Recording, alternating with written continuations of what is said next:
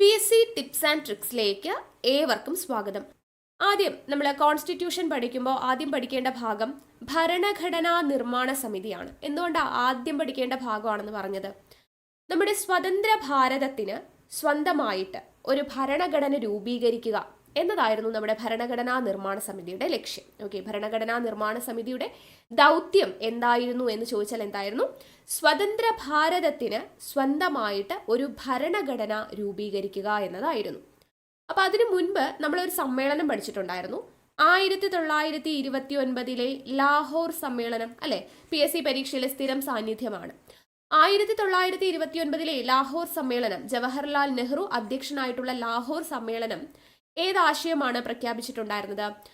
പൂർണ്ണ സ്വരാജ് അല്ലെ, പൂർണ്ണ സ്വരാജ് എന്ന് പറയുന്ന ആശയം പ്രഖ്യാപിച്ച INC സമ്മേളനമായിരുന്നു 1929 ജവഹർലാൽ നെഹ്റു അധ്യക്ഷനായ ലാഹോർ സമ്മേളനം. എന്നാൽ ഇന്ത്യക്ക് ആവശ്യം, അല്ലെങ്കിൽ ഇന്ത്യക്ക് ഏറ്റവും പ്രധാനമായിട്ടും ആവശ്യമായിട്ടുള്ളത് സ്വാതന്ത്ര്യമല്ല, മറിച്ച് ഒരു ഭരണഘടനയാണ് എന്ന ആശയം ആദ്യമായിട്ട് മുന്നോട്ട് വെച്ച ഒരു വ്യക്തിയുണ്ട്. അദ്ദേഹത്തിന്റെ പേരാണ് MN റോയ്. വളരെയധികം ഇമ്പോർട്ടൻ്റ് ആണ്, PSC പരീക്ഷകളിൽ സ്ഥിരം സാന്നിധ്യമാണ് കേട്ടോ. അപ്പൊ നോട്ട് ചെയ്ത് വെച്ചേക്കണം. ഇന്ത്യക്ക് ആവശ്യം സ്വാതന്ത്ര്യമല്ല, മറിച്ച് ഒരു ഭരണഘടനയാണ് എന്ന ആശയം ആദ്യമായിട്ട് മുന്നോട്ട് വെച്ച വ്യക്തിയാണ് ആര്? MN റോയ്. അപ്പോൾ MN റോയിനെ കുറിച്ച് പറയുന്ന സമയത്ത് നമുക്ക് കുറച്ച് പോയിന്റ്സ് ഇമ്പോർട്ടൻ്റ് ആയിട്ട് അദ്ദേഹത്തെ കുറിച്ച് ഓർത്ത് വെക്കണം. PSC പരീക്ഷകളിൽ സ്ഥിരം ചോദിക്കുന്ന കുറച്ച് പോയിന്റ്സ് ആണ്. അപ്പോൾ MN റോയുമായി ബന്ധപ്പെട്ട എന്തൊക്കെ കാര്യങ്ങൾ അറിയണം? ഒന്ന്, നമ്മൾ പറഞ്ഞു ഇന്ത്യക്ക് സ്വാതന്ത്ര്യമല്ല, മറിച്ച് ഇന്ത്യൻ ഭരണഘടനയാണ്, ഇന്ത്യക്ക് ആവശ്യമായത് ഒരു ഭരണഘടനയാണ് എന്ന ആശയം ആദ്യമായിട്ട് മുന്നോട്ട് വെച്ച വ്യക്തിയാണ് MN റോയ് എന്ന് നമ്മൾ പറഞ്ഞു. അതുപോലെ തന്നെ ഇന്ത്യയിൽ കമ്മ്യൂണിസ്റ്റ് പ്രസ്ഥാനങ്ങളുടെ തുടക്കത്തിന് കാരണമായ വ്യക്തി കൂടിയാണ് MN റോയ്. ഇന്ത്യയിൽ കമ്മ്യൂണിസ്റ്റ് പ്രസ്ഥാനങ്ങളുടെ തുടക്കത്തിന് കാരണമായ വ്യക്തി ആര് എന്ന് ചോദിച്ചാൽ അതും MN റോയ് ആണ്. അതുപോലെ തന്നെ പീപ്പിൾസ് പ്ലാൻ, അതായത് ജനകീയ ആസൂത്രണം എന്ന ആശയത്തിന്റെ ഉപജ്ഞാതാവ് ആര് എന്ന് ചോദിച്ചാലും ആര് തന്നെയാണ്? MN റോയ് തന്നെയാണ്. ഇന്ത്യക്ക് സ്വാതന്ത്ര്യമല്ല, മറിച്ച് ഇന്ത്യൻ ഭരണഘടനയാണ് ആവശ്യമെന്ന ആശയം ആദ്യമായിട്ട് മുന്നോട്ട് വെച്ചത് MN റോയ് ആണ്. ഇന്ത്യയിൽ കമ്മ്യൂണിസ്റ്റ് പ്രസ്ഥാനങ്ങളുടെ തുടക്കത്തിന് കാരണമായ വ്യക്തിയാണ് MN റോയ്. ജനകീയ ആസൂത്രണം എന്ന ആശയത്തിന്റെ ഉപജ്ഞാതാവ് ആര് എന്ന് ചോദിച്ചാലും ആര് തന്നെയാണ്? MN റോയ്. അപ്പൊ അത് MN റോയിനെ കുറിച്ചുള്ള ഇമ്പോർട്ടൻ്റ് ആയിട്ടുള്ള പോയിന്റ്സ് ആണ്, മറന്നു പോകരുത് കേട്ടോ. അപ്പൊ നമ്മൾ പറഞ്ഞു ഇന്ത്യൻ ഭരണഘടനാ നിർമ്മാണ സമിതിയുടെ ദൗത്യം ഒരു ഭരണഘടന ഇന്ത്യക്ക് ആവശ്യമാണ്, അല്ലെങ്കിൽ അത് രൂപീകരിക്കുക എന്നതായിരുന്നു അല്ലെ. നമ്മുടെ ഇന്ത്യക്ക് ഒരു ഭരണഘടനാ നിർമ്മാണ സഭ എന്ന് പറയുന്ന ഒരു ആശയം ആദ്യമായിട്ട് ചർച്ച ചെയ്യപ്പെട്ട INC സമ്മേളനം ഏത് എന്ന് ചോദിക്കാം. ഇന്ത്യക്ക് ഒരു ഭരണഘടനാ നിർമ്മാണ സഭ എന്ന ആശയം ആദ്യമായിട്ട് ചർച്ച ചെയ്യപ്പെട്ട INC സമ്മേളനമാണ് 1935 ബോംബെ സമ്മേളനം. 1935 ബോംബെ സമ്മേളനത്തിലാണ് ഇന്ത്യക്ക് ഒരു ഭരണഘടനാ നിർമ്മാണ സഭ എന്ന് പറയുന്ന ഒരു ആശയം ആദ്യമായിട്ട് ചർച്ച ചെയ്യപ്പെട്ടത്. അപ്പൊ ഈ 1935 ബോംബെ സമ്മേളനത്തിന്റെ അധ്യക്ഷൻ ആരായിരുന്നു എന്ന് ചോദിച്ചാൽ ഡോക്ടർ രാജേന്ദ്ര പ്രസാദ് ആയിരുന്നു. ഡോക്ടർ രാജേന്ദ്ര പ്രസാദ് ആയിരുന്നു 1935 ബോംബെ സമ്മേളനത്തിന്റെ അധ്യക്ഷൻ എന്ന് പറയുന്നത്. ഇനി ഇന്ത്യക്കൊരു ഭരണഘടനാ നിർമ്മാണ സഭ എന്ന ആശയം ഔദ്യോഗികമായിട്ട് ഒഫീഷ്യലി ചർച്ച ചെയ്യപ്പെട്ട INC സമ്മേളനം ഏത് എന്ന് ചോദിച്ചാൽ അതിന്റെ ആൻസർ എന്താ? അത് ഫെയ്സ്പൂർ സമ്മേളനമാണ് കേട്ടോ. നോട്ട് ചെയ്ത് വെച്ചേക്കണം, ഇമ്പോർട്ടൻ്റ് ആണ്. ഫെയ്സ്പൂർ സമ്മേളനം വർഷം 1936-37 നടന്ന ഫെയ്സ്പൂർ സമ്മേളനം. അതിന്റെ അധ്യക്ഷൻ ആര് തന്നെയായിരുന്നു? ജവഹർലാൽ നെഹ്റു. നമ്മൾ ലാഹോർ സമ്മേളനത്തിന്റെ അധ്യക്ഷൻ ജവഹർലാൽ നെഹ്റു ആണെന്ന് പറഞ്ഞു. അദ്ദേഹം തന്നെയാണ് ഫെയ്സ്പൂർ സമ്മേളനത്തിന്റെയും അധ്യക്ഷൻ. അപ്പോൾ ആദ്യമായിട്ട് ഇന്ത്യൻ ഭരണഘടന എന്ന് പറയുന്ന, അല്ലെങ്കിൽ ഇന്ത്യൻ ഭരണഘടനാ നിർമ്മാണ സഭ എന്ന് പറയുന്ന ആശയം ആദ്യമായിട്ട് മുന്നോട്ട് വെച്ച INC സമ്മേളനം എന്ന് ചോദിച്ചാൽ അത് ബോംബെ സമ്മേളനമാണ്. ഡോക്ടർ രാജേന്ദ്ര പ്രസാദ് അധ്യക്ഷനായിട്ട് 1935. ഇനി ഇന്ത്യക്ക് ഒരു ഭരണഘടനാ നിർമ്മാണ സഭ എന്ന ആശയം ഔദ്യോഗികമായി ചർച്ച ചെയ്യപ്പെട്ട INC സമ്മേളനം ഏത് എന്ന് ചോദിച്ചാൽ അത് ഏതാണ്? അത് ഫെയ്സ്പൂർ സമ്മേളനമാണ്. 1936-37 ആരായിരുന്നു അധ്യക്ഷൻ? ജവഹർലാൽ നെഹ്റു ആയിരുന്നു അധ്യക്ഷനായിട്ടുണ്ടായിരുന്നത്. ഈ ഭരണഘടനാ നിർമ്മാണ സമിതി കോൺഗ്രസിന്റെ ആവശ്യത്തിന് ബ്രിട്ടീഷുകാർ അംഗീകാരം നൽകുന്നത് എപ്പോഴാണ്? ഭരണഘടനാ നിർമ്മാണ സമിതി എന്ന് പറയുന്ന ഈ പറയുന്ന INC സമ്മേളനങ്ങളെല്ലാം ആ ഒരു ആശയം മുന്നോട്ട് വെച്ചു അല്ലെ. ബോംബെ സമ്മേളനത്തിലും ഫേസ്പൂർ സമ്മേളനത്തിലുമെല്ലാം ഭരണഘടനാ നിർമ്മാണ സമിതി എന്ന് പറയുന്ന ഒരു ആശയം മുന്നോട്ട് വെച്ചു. അത് ബ്രിട്ടീഷുകാർ അതിന് അംഗീകാരം നൽകിയത് എപ്പോഴാണ് എന്ന് ചോദിച്ചാൽ PSC ചോദിക്കുന്ന ചോദ്യമാണ്.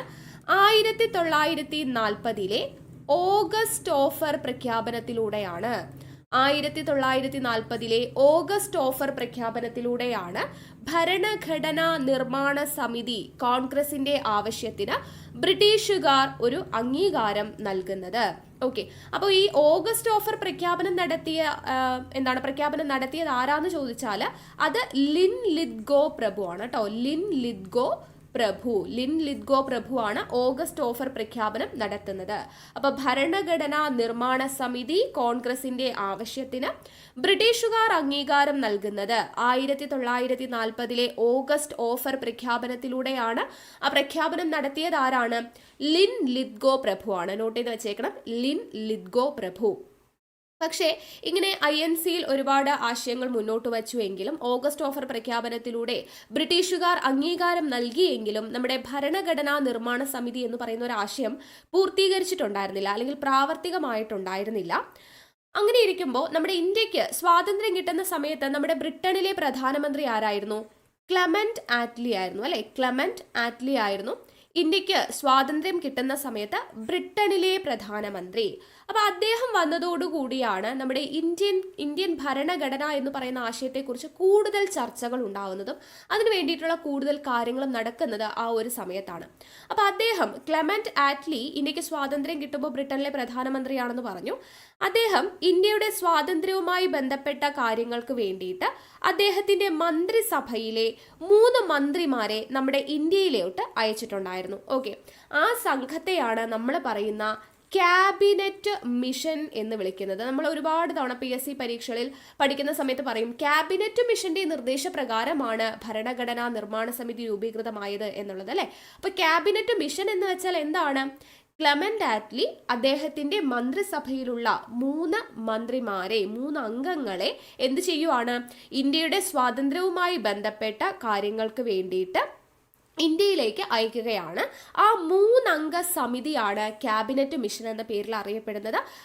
അദ്ദേഹത്തെ അല്ലെങ്കിൽ ക്ലെമന്റ് ആറ്റ്ലി ആ പറയുന്ന സംഘത്തെ നിയോഗിച്ചത്, ക്യാബിനറ്റ് മിഷനെ നിയോഗിച്ചത് 1946 1946 ക്ലെമന്റ് ആറ്റ്ലി എന്ത് ചെയ്യുന്നത്? ക്യാബിനറ്റ് മിഷനെ നിയോഗിക്കുന്നത്.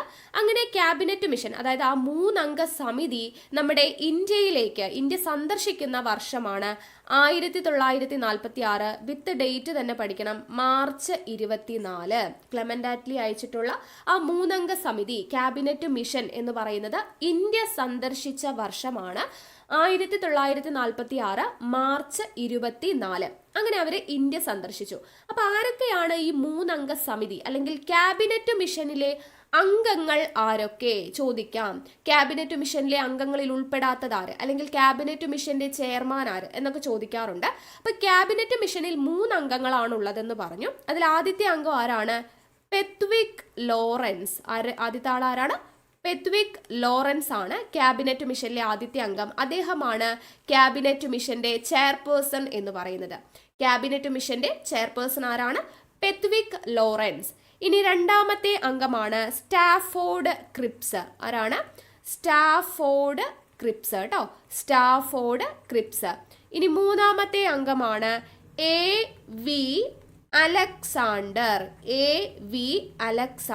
ഓക്കെ, അപ്പൊ Pethick Lawrence, Stafford Cripps, AV Alexander. ഒന്നുകൂടെ പറഞ്ഞേ, Pethick Lawrence, Stafford Cripps, AV Alexander എന്നിവരാണ് ക്യാബിനറ്റ് മിഷനിലെ അംഗങ്ങൾ. അതിൽ അധ്യക്ഷൻ ആരാ? Pethick Lawrence. അധ്യക്ഷൻ ആരാണ്? പെത്വിക് ലോറൻസ് ആണ്.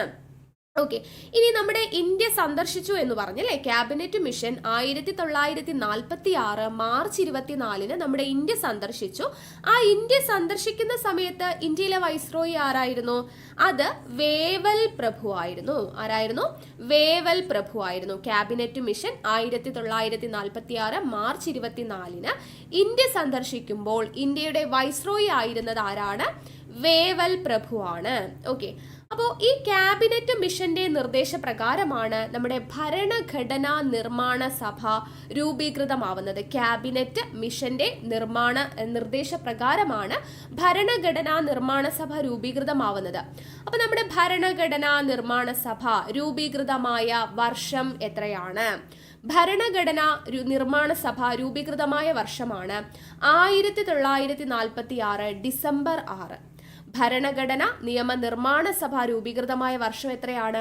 1946 ഡിസംബർ 6-നാണ്. അങ്ങനെ രൂപീകൃതമായ ഭരണഘടനാ നിർമ്മാണ സഭയുടെ ആദ്യത്തെ സമ്മേളനം, ആദ്യത്തെ യോഗം ചേർന്ന വർഷം വിത്ത് ഡേറ്റ് തന്നെ രണ്ടും ചോദിക്കാറുണ്ട്. 1946 ഡിസംബർ 9-നാണ് ആദ്യത്തെ യോഗം ചേരുന്നത്. അപ്പൊ ഭരണഘടനാ നിയമനിർമ്മാണ സഭ രൂപീകൃതമാവുന്നത് 1946 ഡിസംബർ 6. ആദ്യ സമ്മേളനം നടക്കുന്നത് 1946 ഡിസംബർ 9. ഭരണഘടന രൂപീകൃതമാവുന്നത് 1946 ഡിസംബർ 6. യോഗം ചേരുന്നത് എപ്പോഴാണ്? 1946 ഡിസംബർ 9-നാണ്. ഈ ആദ്യത്തെ സമ്മേളനത്തിൽ പങ്കെടുത്തവരുടെ എണ്ണം എത്രയാണ്? PSC ചോദിക്കാറുണ്ട് കേട്ടോ. ആദ്യ സമ്മേളനത്തിൽ പങ്കെടുത്തവരുടെ എണ്ണമാണ് 207.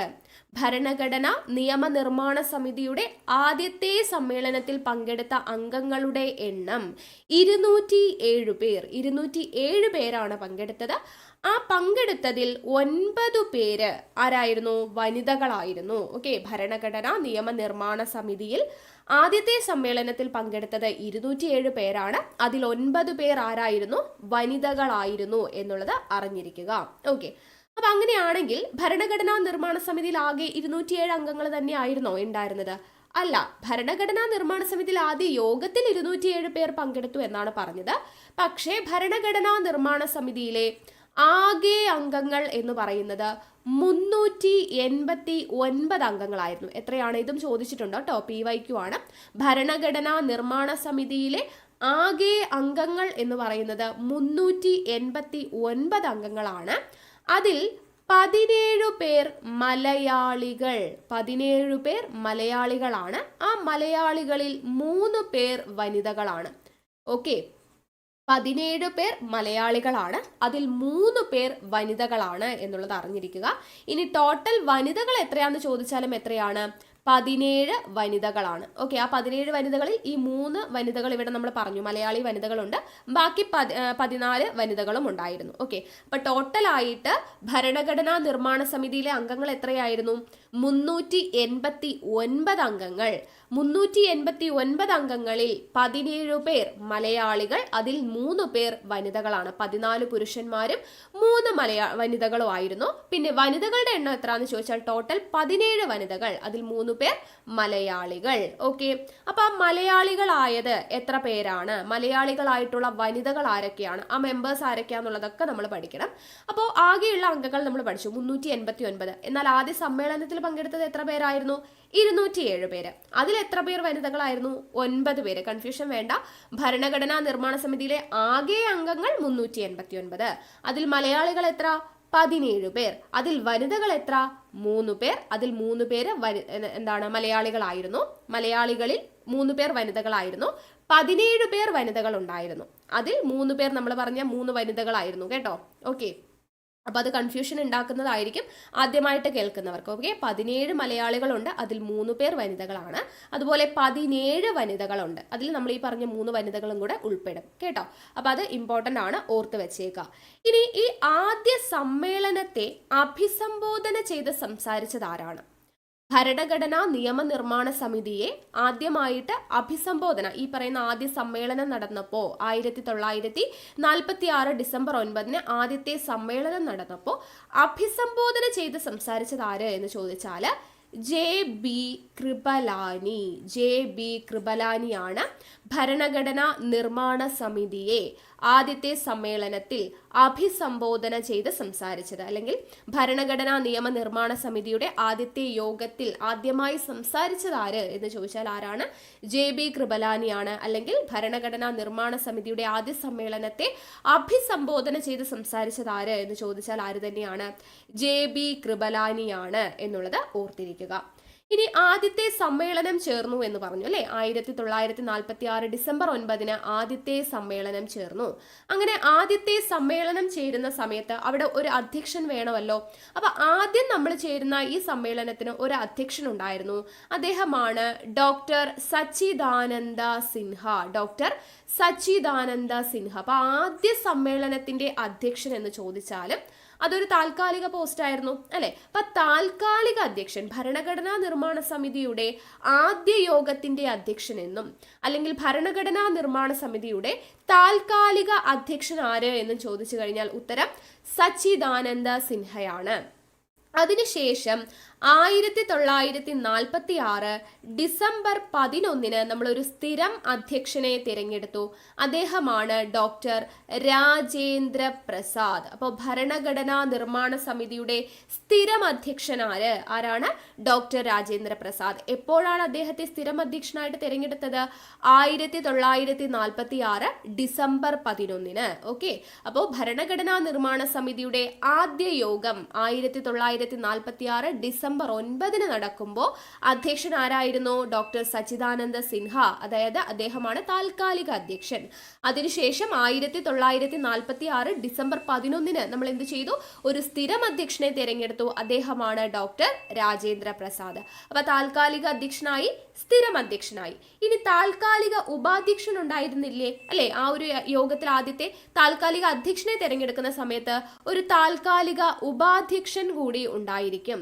അപ്പൊ താൽക്കാലിക ഉപാധ്യക്ഷൻ ആരായിരുന്നു എന്ന് ചോദിച്ചു കഴിഞ്ഞാൽ ഫ്രാങ്ക് ആന്റണി ആയിരുന്നു. ഫ്രാങ്ക് ആന്റണി. ഓക്കെ, ഭരണഘടനാ നിർമ്മാണ സമിതിയുടെ ആദ്യ സമ്മേളനത്തിൽ പങ്കെടുത്ത അല്ലെങ്കിൽ ആദ്യത്തെ സമ്മേളനത്തിൽ താൽക്കാലിക ഉപാധ്യക്ഷനായിട്ട് തിരഞ്ഞെടുത്ത വ്യക്തിയാണ് ഫ്രാങ്ക് ആന്റണി.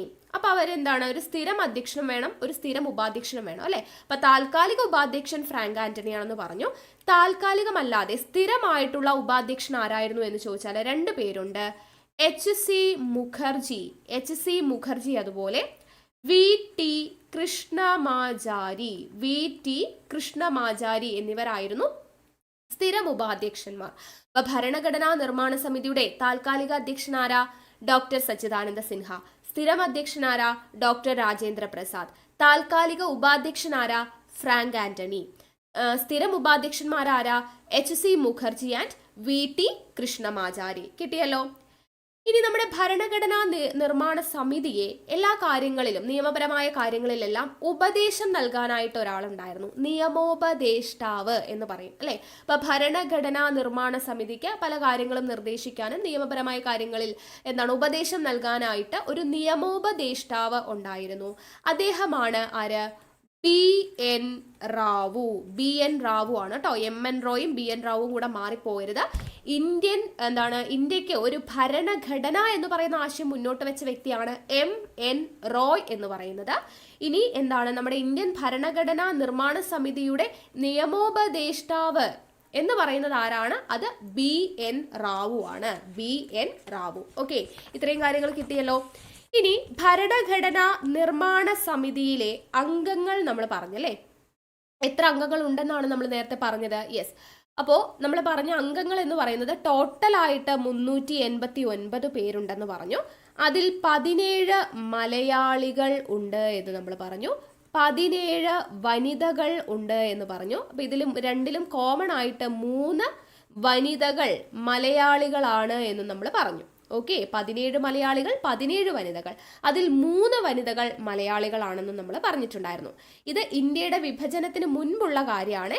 ഇന്ത്യ വിഭജിച്ച സമയത്ത് ഈ ടോട്ടൽ 389 എന്ന് പറയുന്ന നമ്പർ മാറിയിട്ട് 299 അംഗങ്ങളായി ടോട്ടലായിട്ട്. വനിതകളുടെ എണ്ണമാണെങ്കിൽ 15 ആയിട്ട് മാറി. ഇന്ത്യ വിഭജനം കഴിഞ്ഞതിന് ശേഷം 299 അംഗങ്ങൾ ടോട്ടലായിട്ടും 15 വനിതകളുമായിട്ട് മാറിയിട്ടുണ്ടായിരുന്നു. ഓക്കെ, അപ്പൊ അവരാരൊക്കെയാണ് വനിതകൾ എന്നുള്ളത് നമ്മൾ വഴിയെ പറയും. അപ്പൊ ആദ്യം നമ്മൾ ഈ 17 മലയാളികൾ ആരൊക്കെയാണ് എന്നുള്ളതാണ് നോക്കാൻ വേണ്ടി പോകുന്നത്. ഭരണഘടനാ നിർമ്മാണ സമിതിയിലെ 17 മലയാളികൾ ആരൊക്കെയാണ്? അപ്പൊ അത് ഓരോ വിഭാഗത്തിൽ നിന്നുള്ളവരാണ്. ആദ്യം തിരുവിതാംകൂറിൽ നിന്നുള്ള മലയാളികൾ ആരൊക്കെയാണ് എന്ന് ചോദിച്ചു കഴിഞ്ഞാൽ പട്ടം A താണുപിള്ള. ആദ്യത്തെ ആളാരാണ്? Pattom A Thanu Pillai. Then R Shankar.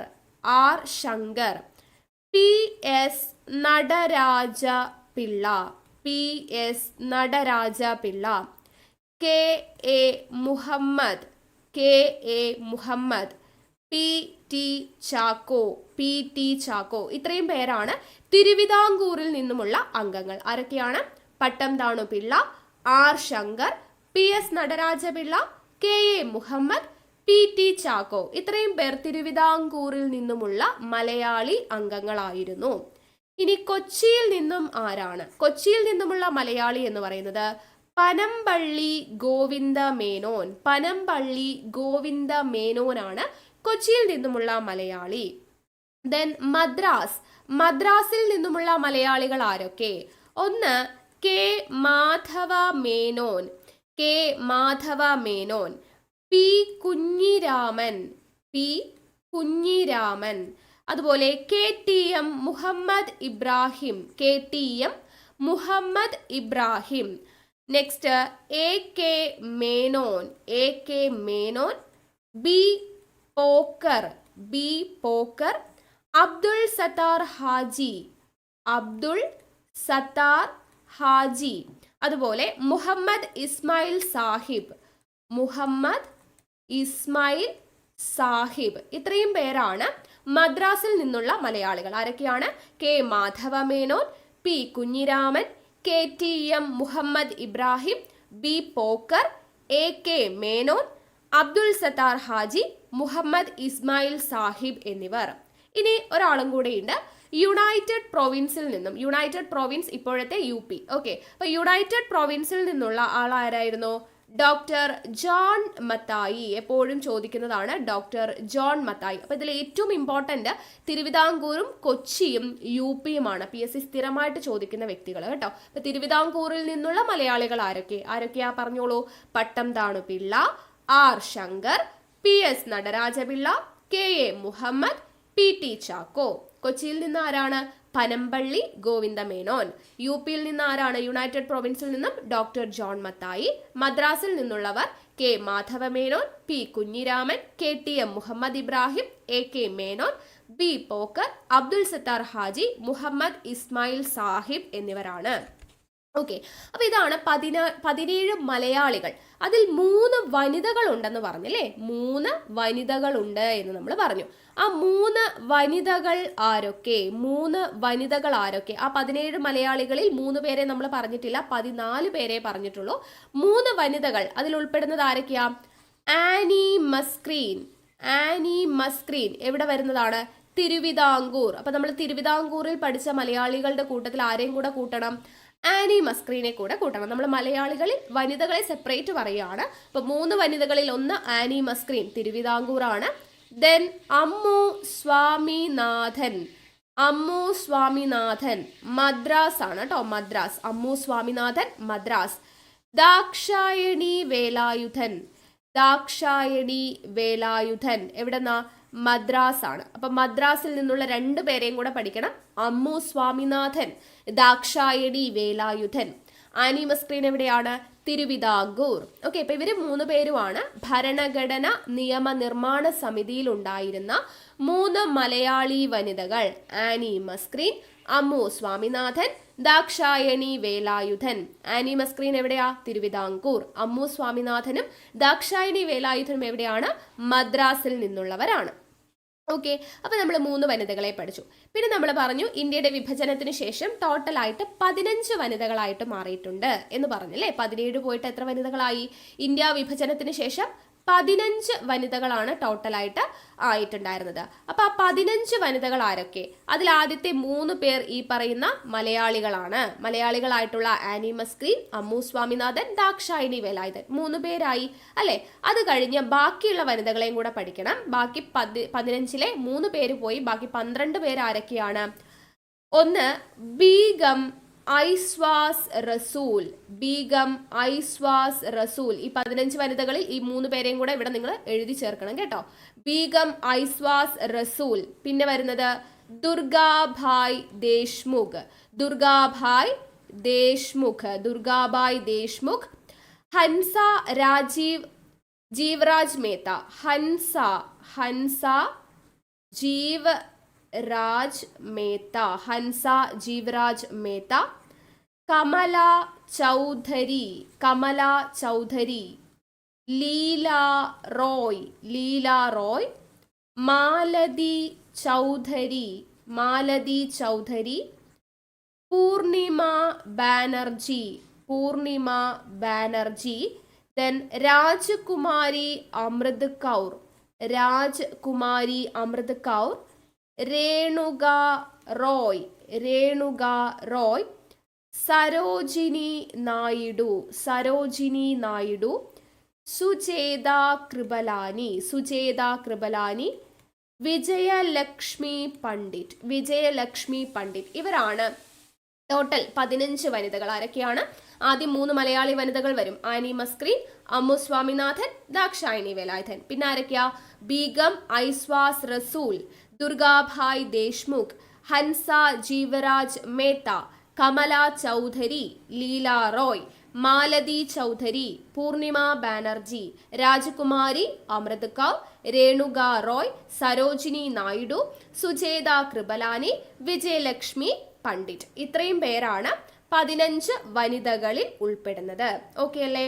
ഇനി നമ്മുടെ ഭരണഘടന അങ്ങനെ എന്താണ് രൂപീകരിക്കാനായിട്ട്, ഭരണഘടനാ നിർമ്മാണം പൂർത്തീകരിക്കാൻ വേണ്ടിയിട്ട് ടോട്ടലായിട്ട് എത്ര ദിവസം എടുത്തു എന്നുള്ളത് വളരെയധികം ഇമ്പോർട്ടൻ്റ് ആണ്. ഭരണഘടനാ നിർമ്മാണം പൂർത്തിയാക്കാനായിട്ട് എടുത്ത സമയം ചോദിച്ചു കഴിഞ്ഞാൽ 2 വർഷം 11 മാസം 18 ദിവസമാണ് കേട്ടോ. 2 വർഷം 11 മാസം 18 ദിവസം, ചിലപ്പോൾ 17 ദിവസം എന്നും കാണാറുണ്ട്. ഓക്കെ, അപ്പോൾ നിങ്ങൾ ഓപ്ഷൻ നോക്കിയിട്ട് വേണം ആൻസർ ചെയ്യാൻ വേണ്ടിയിട്ട്. 2 വർഷം 11 മാസം 18 ദിവസം അല്ലെങ്കിൽ 17 ദിവസം എന്നും കാണാറുണ്ട്. ഇനി ഇത്രയും സമയം എടുത്തിട്ടാണ് ഭരണഘടനാ നിർമ്മാണം പൂർത്തിയാക്കിയത് എന്ന് പറഞ്ഞു. എത്ര സമ്മേളനങ്ങൾ കൊണ്ടാണ് പൂർത്തിയാക്കിയത് എന്ന് ചോദിച്ചു കഴിഞ്ഞാൽ, ഭരണഘടനാ നിർമ്മാണം പൂർത്തിയാക്കിയത് എത്ര സമ്മേളനങ്ങൾ കൊണ്ടാണ്? 11 സമ്മേളനങ്ങൾ. 11 സമ്മേളനങ്ങൾ കൊണ്ടാണ് നമ്മൾ ഭരണഘടനാ നിർമ്മാണം പൂർത്തീകരിക്കുന്നത്. എത്ര ദിവസത്തിനുള്ളിൽ? 165 ദിവസത്തിനുള്ളിൽ. എത്ര സമ്മേളനങ്ങൾ? 11 സമ്മേളനങ്ങൾ. 165 ദിവസത്തിനുള്ളിൽ നടന്ന 11 സമ്മേളനങ്ങളിലൂടെയാണ് ഭരണഘടനാ നിർമ്മാണം പൂർത്തിയായത്. എത്ര സമയം എടുത്തു എന്ന് ചോദിച്ചാൽ 2 വർഷം 11 മാസം 18 ദിവസം അല്ലെങ്കിൽ 17 ദിവസമാണ് എടുത്തത് എന്നുള്ളത് അറിഞ്ഞിരിക്കുക. ഇനി ഈ പറയുന്ന എന്താണ് ഭരണഘടനാ നിർമ്മാണം എല്ലാം പൂർത്തീകരിച്ചു എന്ന് നമ്മൾ പറഞ്ഞു. ഇനിയാണ് ലക്ഷ്യപ്രമേയത്തിന്റെ കാര്യം പറയുന്നത്. 1946 ഡിസംബർ 13 ജവഹർലാൽ നെഹ്റുവാണ് ലക്ഷ്യപ്രമേയം അവതരിപ്പിക്കുന്നത്. ഭരണഘടനാ നിർമ്മാണ സമിതിയിൽ 1946 ഡിസംബർ 13 ജവഹർലാൽ നെഹ്റു എന്ത് ചെയ്തു?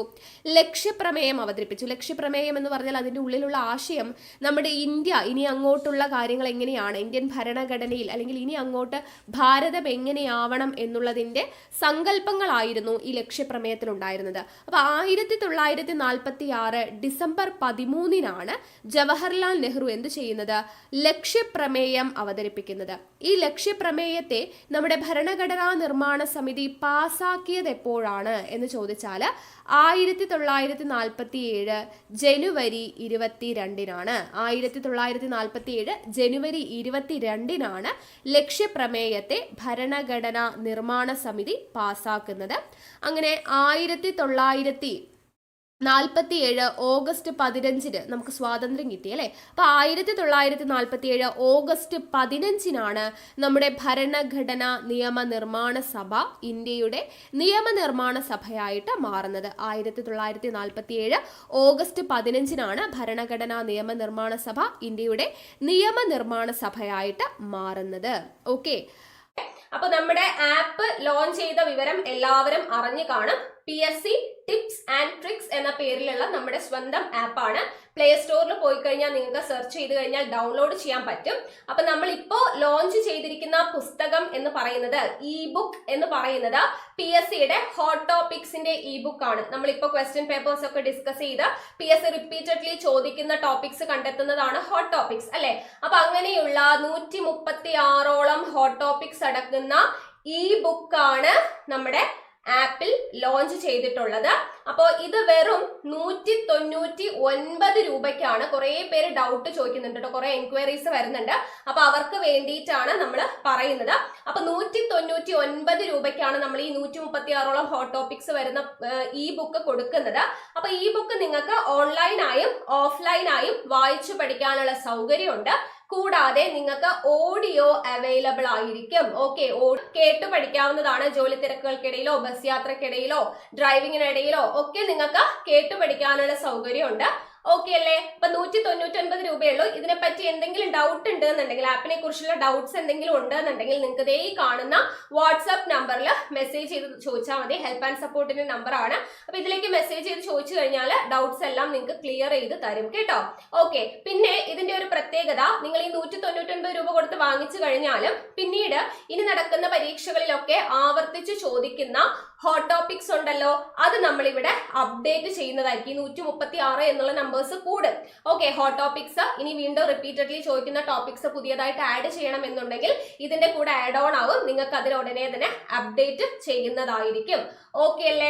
പിന്നെ കുറെ പേര് iOS അവൈലബിൾ ആണോ എന്ന് ചോദിക്കുന്നുണ്ട്. ഇപ്പൊ നിലവിൽ ആൻഡ്രോയിഡിൽ മാത്രമേ ഉള്ളൂ. iOS എന്നുള്ളത് നിലവിൽ വർക്കിങ്ങിലാണ് കേട്ടോ. അപ്പൊ അത് ഉടനെ തന്നെ അപ്ഡേറ്റ് ആവും, അത് നിങ്ങളെ അറിയിക്കാം. പിന്നെ നമ്മുടെ ആപ്പില് എല്ലാ സൺഡേ, ഓക്കെ, എല്ലാ ഞായറാഴ്ചയും വൈകുന്നേരം 5 മണിക്ക് നമ്മുടെ യൂട്യൂബിലൂടെ നമ്മൾ പ്രൊവൈഡ് ചെയ്യുന്ന ഹോട്ട് ടോപ്പിക്സിന്റെ ക്ലാസ്സിൽ നിന്നുള്ള ടെസ്റ്റ് നിങ്ങൾക്ക് ഫ്രീ ആയിട്ട് അറ്റൻഡ് ചെയ്യാനുള്ള സൗകര്യമുണ്ട്. അപ്പൊ അത് നിങ്ങൾക്ക് ആപ്പ് ഇൻസ്റ്റാൾ ചെയ്ത് കഴിഞ്ഞാൽ ഫ്രീ ടെസ്റ്റ് അറ്റൻഡ് ചെയ്യാൻ പറ്റും. എല്ലാ സൺഡേസും നമ്മൾ അപ്ലോഡ് ചെയ്യും. പിന്നെ എന്ന് വേണമെങ്കിലും നിങ്ങൾക്ക് week 1 week 2 എന്ന് പറഞ്ഞിട്ട് അവിടെ ടെസ്റ്റ് കിടപ്പുണ്ടാവും. അത് നിങ്ങൾക്ക് ചെയ്ത് നോക്കാവുന്നതാണ് കേട്ടോ. ഒരു പരീക്ഷ പോലെ ക്വിസിൽ തെറ്റിയ സാധനങ്ങൾ ശരിയായിട്ടുണ്ടോ അല്ലെങ്കിൽ തെറ്റിയത് ഏതാണെന്നുള്ളത് അറിയാനുള്ളതും നമ്മൾ വർക്കിങ്ങിലാണ്. അതും ഉടനെ തന്നെ അപ്ഡേറ്റ് ആകും. അപ്പൊ നിങ്ങൾക്ക് നിങ്ങൾ തെറ്റിച്ച ചോദ്യം ഏതാണ്, അതിന്റെ ശരിയുത്തരം എന്താണെന്നുള്ളതും കൂടെ അറിയാനുള്ള ഓപ്ഷനും കൂടെ ഉടനെ തന്നെ വരുന്നതാണ്. ഓക്കെ അല്ലേ? കുറെ പേര് നമുക്ക് എൻക്വയറി ഇങ്ങനെ വന്നുകൊണ്ടിരിക്കുന്നുണ്ട്, ഡൗട്ട്സ് ചോദിക്കുന്നുണ്ട്. അപ്പൊ അവർക്ക് വേണ്ടിയിട്ടാണ് ഇതൊന്ന് പറഞ്ഞത്. വേറെ ഫോണിൽ നിന്ന് ക്യാഷ് അടയ്ക്കാൻ പറ്റും കേട്ടോ. അതർ പേയ്മെന്റ് ഓപ്ഷൻ ഉണ്ട്. അപ്പൊ അതിന്റെ കാര്യങ്ങൾ ഉണ്ടെങ്കിൽ ഈ വാട്സ്ആപ്പ് നമ്പറിൽ ഒന്ന് നിങ്ങൾ മെസ്സേജ് ചെയ്ത് ചോദിച്ചാൽ മതി. അപ്പൊ എങ്ങനെയാണ് അത് പേയ്മെന്റ് ചെയ്യേണ്ടത് എന്നുള്ളത് അവർ നിങ്ങൾക്ക് ക്ലിയർ ആയിട്ട് പറഞ്ഞു തരും. ഓക്കെ അല്ലേ? SCERT ടെക്സ്റ്റ് അടുത്തത് നമ്മുടെ ലോഞ്ച് ചെയ്യാൻ വേണ്ടി പോകുന്ന പുസ്തകം എന്ന് പറയുന്നത് ന്യൂ SCERT ആണ് കേട്ടോ. ന്യൂ SCERT കറണ്ട് അഫയേഴ്സും ആണ്. അപ്പൊ അതിൽ ന്യൂ SCERTയുടെ പുസ്തകം നമ്മൾ കമ്മിങ് സൂൺ എന്ന് ഇട്ടിട്ടുണ്ട്. ഓൺ വർക്കിങ്ങിലാണ്. അപ്പൊ എന്റെ മേൽനോട്ടത്തിൽ തന്നെയാണ് ഈ ന്യൂ SCERTയുടെ പണിയൊക്കെ നടക്കുന്നത്. കുറച്ച് വൈകിയാലും ലേറ്റാ വന്നാലും ലേറ്റസ്റ്റാ വരുവേ എന്ന് പറയുന്നത് പോലെ കുറച്ച് വൈകിയാലും നിങ്ങൾക്ക് നല്ല കണ്ടന്റ് നിങ്ങൾക്ക് തരണം എന്നുള്ളതാണ്. 5 മുതൽ 10 വരെയുള്ള ബേസിക് സയൻസും സോഷ്യൽ സയൻസും ഒരുമിച്ചുള്ള ഒരു ബുക്കായിരിക്കും. പുറത്തുനിന്ന് വാങ്ങിക്കുന്നതിനേക്കാളും ഇതേപോലെ തന്നെ റീസണബിൾ ആയിട്ടുള്ള പ്രൈസിലായിരിക്കും നമ്മൾ നൽകുന്നുണ്ടാവുക. അപ്പൊ അതുകൊണ്ട് എല്ലാവരും വെയിറ്റ് ചെയ്യുക. കുറച്ച് വൈകിയാലും നല്ല വൈകത്തില്ല കേട്ടോ, പെട്ടെന്ന് തന്നെ ഇറക്കും. അപ്പൊ എന്തായാലും ഇറങ്ങുമ്പോൾ നല്ല അടിപൊളിയായിട്ടുള്ള ഒരു ബുക്കായിരിക്കും നിങ്ങൾക്ക് എന്തായാലും കിട്ടുക കണ്ടന്റ് വൈസ് നോക്കുമ്പോൾ. ഓക്കെ, നമ്മുടെ ക്ലാസ് കാണുന്ന എല്ലാവർക്കും അറിയാം എങ്ങനെയാണ് നമ്മുടെ ക്ലാസ്സും കണ്ടന്റും എന്നുള്ളത്. അതിനനുസരിച്ചിട്ടുള്ള ഒരു ബുക്കായിരിക്കും. അപ്പൊ എല്ലാവരും വെയിറ്റ് ചെയ്ത് കാണാം. ഓക്കെ അല്ലേ? അപ്പൊ പർച്ചേസ് ചെയ്തിട്ടില്ലാത്തവരെ ഹോട്ട് ടോപ്പിക്സിന്റെ ഈ ബുക്ക് പർച്ചേസ് ചെയ്തോളൂ. 199 രൂപയ്ക്ക് തീർച്ചയായിട്ടും വർത്ത് ആയിട്ടുള്ള സാധനമാണ്. അപ്പൊ ഓൾറെഡി പർച്ചേസ് ചെയ്തിട്ടുള്ളവര് നിങ്ങളുടെ കമന്റ്സ് കേട്ടോ, നിങ്ങളുടെ അഭിപ്രായങ്ങൾ ഈ പറയുന്ന ക്ലാസിന്റെ താഴെ ഒന്ന് കമന്റ് ചെയ്യുക. അപ്പൊ പുതുതായിട്ട് വരുന്നവർക്ക് ഈ അഭിപ്രായങ്ങളൊക്കെ നോക്കി റിവ്യൂസ് ഒക്കെ, അതുപോലെ പ്ലേ സ്റ്റോറിൽ റിവ്യൂസ് ഇടുക. അപ്പൊ നിങ്ങൾക്ക് ആ റിവ്യൂസ് ഒക്കെ കണ്ടിട്ട് വാങ്ങിക്കാൻ പറ്റും കേട്ടോ. അപ്പൊ ഭരണഘടനാ നിർമ്മാണ സമിതിയിൽ നമ്മുടെ ഭരണഘടനയുടെ നിർമ്മാണവുമായി ബന്ധപ്പെട്ട് ചെറുതും വലുതുമായിട്ടുള്ള 22ഓളം കമ്മിറ്റികളുണ്ട്. എത്ര കമ്മിറ്റികളാ? 22ഓളം ചെറുതും വലുതുമായ കമ്മിറ്റികൾ ഭരണഘടനാ നിർമ്മാണ സമിതിയിലുണ്ട്. അപ്പൊ അത് ഏതൊക്കെയാണെന്നുള്ളത് നമുക്ക് നോക്കാം. ആദ്യത്തെ committee fundamental rights and minorities commission. Fundamental rights and minority committee. Fundamental rights and minorities കമ്മിറ്റിയുടെ അധ്യക്ഷൻ ആരായിരുന്നു? സർദാർ വല്ലഭായ് പട്ടേൽ. സർദാർ വല്ലഭായ് പട്ടേലാണ് ഫണ്ടമെന്റൽ റൈറ്റ്സ് ആൻഡ് മൈനോറിറ്റീസ് കമ്മിറ്റിയുടെ അധ്യക്ഷൻ എന്ന് പറയുന്നത്. അപ്പോൾ ഈ ഫണ്ടമെന്റൽ റൈറ്റ്സ് ആൻഡ് മൈനോറിറ്റീസ് കമ്മിറ്റിക്ക് സബ് കമ്മിറ്റികളുണ്ട്. അതിൽ ഒന്നാമത്തെ സബ് കമ്മിറ്റിയാണ് fundamental rights sub committee. Fundamental rights sub committee എന്ന് പറയുന്നതാണ് ഒന്നാമത്തെ സബ് കമ്മിറ്റി. അതിൻ്റെ അധ്യക്ഷൻ ആര് എന്ന് ചോദിച്ചാൽ JB കൃപലാനി ആണ് കേട്ടോ. JB കൃപലാനി. ദെൻ രണ്ടാമത്തെ സബ് കമ്മിറ്റിയാണ് minority sub committee. Minority sub committee എന്ന് പറയുന്നത്. അപ്പോൾ അതിൻ്റെ അധ്യക്ഷൻ എന്ന് പറയുന്നത് HC മുഖർജിയാണ്. HC മുഖർജി. അപ്പോൾ ഈ പറയുന്ന ഒരുപാട് കമ്മിറ്റികളും അധ്യക്ഷനുണ്ട്. അപ്പോൾ അത് തെറ്റിപ്പോവാതിരിക്കാൻ വേണ്ടിയിട്ട് ജസ്റ്റ് ഇങ്ങനെ പറയാം. ഇപ്പോൾ fundamental rights and minorities committee, Sardar Vallabhbhai Patel, അത് നമ്മൾ എന്തായാലും പഠിച്ചു വെച്ചേക്കണം. ഇനി ഫണ്ടമെന്റൽ റൈറ്റ്സ് സബ് കമ്മിറ്റി ഉണ്ട്. അപ്പോൾ ഇത് മാറിപ്പോവാതിരിക്കാൻ വേണ്ടിയിട്ട് ഫണ്ടമെന്റൽ എന്നാണല്ലേ നമ്മൾ പറയുന്നത്, ഫണ്ടമെന്റൽ എന്നാണ് പറയുന്നത്. അപ്പോൾ ഈ മെന്റൽ എന്നുള്ള രീതിയിൽ ഈ മെന്റൽ ആയിട്ടുള്ള ആളുകളോടൊക്കെ നമ്മൾ കുറച്ച് കൃപ കാണിക്കണം എന്നുള്ള രീതിയിൽ ഓർക്കാം കേട്ടോ. അപ്പോൾ JB കൃപലാനിയാണ് ഫണ്ടമെന്റൽ റൈറ്റ്സ് സബ് കമ്മിറ്റിയുടെ അധ്യക്ഷൻ. ഓക്കെ, ഫണ്ടമെന്റൽ റൈറ്റ്സ് സബ് കമ്മിറ്റിയുടെ അധ്യക്ഷൻ ആരാ? JB കൃപലാനി. മെന്റലുള്ള ആളുകളുടെ അടുത്ത് നമ്മൾ കുറച്ച് കൃപ കാണിക്കണം എന്നുള്ള രീതിയിൽ കണക്ട് ചെയ്താൽ മതി. അടുത്തത് മൈനോറിറ്റി സബ് കമ്മിറ്റി, അതിന്റെ അധ്യക്ഷൻ ആരാണ്? HC മുഖർജി. എങ്ങനെ ഓർക്കാം? മൈനോറിറ്റി, അതിൽ മൈനോറിറ്റി എന്നുള്ളതിൽ MINOR എന്ന് എഴുതുമ്പോൾ നമുക്ക് പെട്ടെന്ന് മിററുമായിട്ടൊരു സാമ്യം തോന്നുന്നില്ലേ? മിററുമായിട്ടൊരു സാമ്യമില്ലേ എഴുതുന്ന സമയത്ത്? അപ്പോൾ ജസ്റ്റ് മിററിലാണ് നമ്മൾ മുഖം നോക്കുന്നത് എന്നുള്ള രീതിയിൽ minority sub committee HC Mukherjee എന്നുള്ളത് ഓർത്തിരിക്കാം. ഓക്കെ അല്ലേ? അപ്പോൾ ഫണ്ടമെന്റൽ റൈറ്റ്സ് ആൻഡ് മൈനോറിറ്റീസ് കമ്മിറ്റിയുടെ ആരാണ്? സർദാർ വല്ലഭായ് പട്ടേലാണ്. അതിൻ്റെ സബ് കമ്മിറ്റികളായിട്ടുള്ള ഫണ്ടമെന്റൽ റൈറ്റ്സിൻ്റെ ആണെങ്കിൽ mental Kripalani, JB Kripalani. Minorities, mirror നോക്കുന്നത് മുഖം അല്ലെ, മിററിലാണ് മുഖം നോക്കുന്നത്. അപ്പോൾ HC മുഖർജി എന്നുള്ളതും കൂടെ അവിടെ കണക്ട് ചെയ്ത് പഠിക്കാവുന്നതാണ്. ദെൻ അടുത്തത് യൂണിയൻ പവർ കമ്മിറ്റി, അതുപോലെ union constitution committee, union power committee, union constitution committee, States power committee. ഇതിൻ്റെ എല്ലാം അധ്യക്ഷൻ ആരാണെന്ന് ചോദിച്ചാൽ ജവഹർലാൽ നെഹ്റു ആണ് കേട്ടോ. Union power committee, union constitution committee, States power committee എന്നിവയുടെ അധ്യക്ഷൻ ആരായിരുന്നു? ജവഹർലാൽ നെഹ്റു. അതുപോലെ ഇവിടെ ഫണ്ടമെന്റൽ റൈറ്റ്സ് ആൻഡ് മൈനോറിറ്റീസ് കമ്മിറ്റിയുടെ അധ്യക്ഷൻ സർദാർ വല്ലഭായ് പട്ടേൽ ആണെന്ന് പറഞ്ഞു. പ്രൊവിൻഷ്യൽ കോൺസ്റ്റിറ്റ്യൂഷൻ കമ്മിറ്റിയുടെ പ്രൊവിൻഷ്യൽ കോൺസ്റ്റിറ്റ്യൂഷൻ കമ്മിറ്റിയുടെ അധ്യക്ഷൻ ആര് എന്ന് ചോദിച്ചു കഴിഞ്ഞാലും ആര് തന്നെയാണ്? അതും സർദാർ വല്ലഭായ് പട്ടേൽ തന്നെയാണ് കേട്ടോ. പ്രൊവിൻഷ്യൽ കോൺസ്റ്റിറ്റ്യൂഷൻ കമ്മിറ്റിയുടെ അധ്യക്ഷൻ എന്ന് പറയുന്നതും ആര് തന്നെയാണ്? സർദാർ വല്ലഭായ് പട്ടേൽ തന്നെയാണ്. ഇനി റൂൾസ് ആൻഡ് പ്രൊസീജിയർ കമ്മിറ്റിയുടെ അധ്യക്ഷൻ ആരാണ്? റൂൾസ് ആൻഡ് പ്രൊസീജിയർ കമ്മിറ്റി, അതുപോലെ സ്റ്റിയറിംഗ് കമ്മിറ്റി, അതുപോലെ തന്നെ നാഷണൽ ഫ്ലാഗ് കമ്മിറ്റി. ഒരുപാട് പേര് കമൻ്റായിട്ട് ചോദിച്ചതാണ്. നമ്മൾ മുൻവർഷ ചോദ്യങ്ങളുടെ മോക്ക് ടെസ്റ്റ് ചെയ്ത സമയത്ത് ഫ്ലാഗ് കമ്മിറ്റിയുടെ ചെയർമാൻ ഒരു ചോദ്യം, ഒരു സ്റ്റേറ്റ്മെന്റ് ഞാൻ ശ്രദ്ധിക്കാതെ വിട്ടുപോയതാണ്. അപ്പം നാഷണൽ ഫ്ലാഗ് കമ്മിറ്റിയുടെ ചെയർമാൻ ആരാണ്? രാജേന്ദ്ര പ്രസാദ് ആണ് കേട്ടോ. രാജേന്ദ്ര പ്രസാദ്. അപ്പം റൂൾസ് ആൻഡ് പ്രൊസീജിയർ കമ്മിറ്റിയുടെയും സ്റ്റിയറിംഗ് കമ്മിറ്റിയുടെയും നാഷണൽ ഫ്ലാഗ് കമ്മിറ്റിയുടെയും ചെയർമാൻ ആരാണ്? രാജേന്ദ്ര പ്രസാദ് ആണ്. ജസ്റ്റ് ഇങ്ങനെ കണക്ട് ചെയ്യാം നമുക്ക്. രാജേന്ദ്ര പ്രസാദിലെ രാജ എന്ന് പറയുമ്പോൾ നമുക്ക് രാജാവിനായിട്ട് കണക്ട് ചെയ്യാം. അപ്പോൾ രാജാവിന് കുറേ നിയമങ്ങളൊക്കെ ഉണ്ടാവും അല്ലെ, റൂൾസും കാര്യങ്ങളൊക്കെ ഉണ്ടാവും. രാജാവാണ് ഒരു രാജ്യത്തിന്റെ സ്റ്റിയറിംഗ് തിരിക്കുന്നത് അല്ലെ. സ്റ്റിയറിംഗ് എന്ന് പറയുമ്പോൾ ആ രാജ്യത്തെ നിയന്ത്രിക്കുന്നത്, ആ ഒരു രീതിയിൽ നമുക്ക് കണക്ട് ചെയ്യാം. ഒരു രാജ്യത്തിന്റെ സ്റ്റിയറിംഗ് എന്ന് പറയുന്നത് ഒരു രാജാവിന്റെ കയ്യിലായിരിക്കും. അദ്ദേഹത്തിന് കുറേ റൂൾസും കാര്യങ്ങളൊക്കെ ഉണ്ടാവും അല്ലെ. ഒരു രാജ്യമായി കഴിഞ്ഞാൽ അല്ലെങ്കിൽ എന്താണ്, അവർക്കൊരു ഫ്ലാഗ് ഉണ്ടായിരിക്കും. ആ ഒരു രീതിയിലൊക്കെ ജസ്റ്റ് ഒന്ന് കണക്ട് ചെയ്താൽ മതി കേട്ടോ. റൂൾസ് ആൻഡ് പ്രൊസീജിയർ കമ്മിറ്റിയുടെയും സ്റ്റിയറിംഗ് കമ്മിറ്റിയുടെയും നാഷണൽ ഫ്ലാഗ് കമ്മിറ്റിയുടെയും ചെയർമാൻ ആരാണ്? രാജേന്ദ്ര പ്രസാദ് ആണ് എന്നുള്ളത് ഓർത്തിരിക്കുക. ഇനി നെക്സ്റ്റ് ഹൗസ് കമ്മിറ്റിയുടെ ചെയർമാൻ എന്ന് പറയുന്നത് പട്ടാഭി